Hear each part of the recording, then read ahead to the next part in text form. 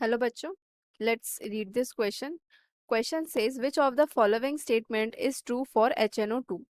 तो HNO2 के लिए इन चारों में से कौन सा स्टेटमेंट करेक्ट है वो बताना है. एक एक करके सारे स्टेटमेंट को चेक करते हैं. First statement is saying it can be prepared by acidifying N aqua solution of nitrite. तो यहाँ पे yes it is true statement because HNO2 can be prepared by, की कॉन्सेप्ट देखो, HNO2 can be prepared by heating barium nitride in the presence of acid. सो की concept, barium nitride को जब acid के साथ रिएक्ट कराते हैं, BaNO3 होल ट्राइस, ये बेरियम नाइट्राइड है. When it reacts with H2SO4 it forms two molecules of HNO2 plus BaSO4. ठीक है, ये प्रिसिपिटेट फॉर्म होता है. तो यहाँ पे HNO2 फॉर्म हो रहा है, तो ये फर्स्ट स्टेटमेंट क्या हो जाएगा, ट्रू स्टेटमेंट हो जाएगा for HNO2. So first statement is true for HNO2.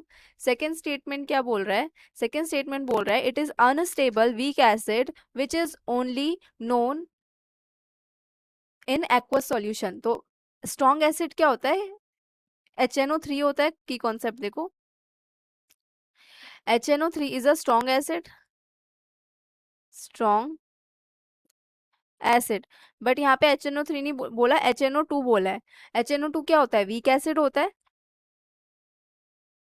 Weak acid. और ये वीक एसिड होने के साथ साथ अनस्टेबल भी होता है. So it is an unstable weak acid.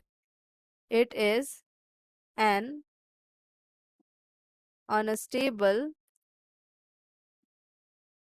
weak acid which is known only in aqueous solution, which is known only in aqueous solution. तो ये भी ट्रू स्टेटमेंट हो गया, सेकेंड भी ट्रू स्टेटमेंट हो गया. थर्ड स्टेटमेंट बोल रहा है N2O3 is an anhydride of HNO2. तो yes it is true. Anhydride क्या होता है, वाटर मॉलिक्यूल का रिमूवल करा दो वही एनहाइड्राइड होता है. तो यहाँ पे की कॉन्सेप्ट में रिएक्शन आएगी.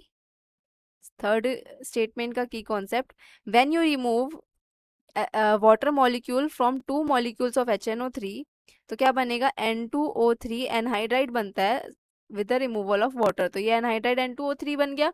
सो थर्ड भी कैसा स्टेटमेंट हो गया, ट्रू स्टेटमेंट हो गया. तो मतलब फर्स्ट सेकेंड एंड थर्ड तीनों ही स्टेटमेंट ट्रू है. तो आंसर क्या आ जाएगा, option 4 all of these. Hope you understood it well. Best of luck.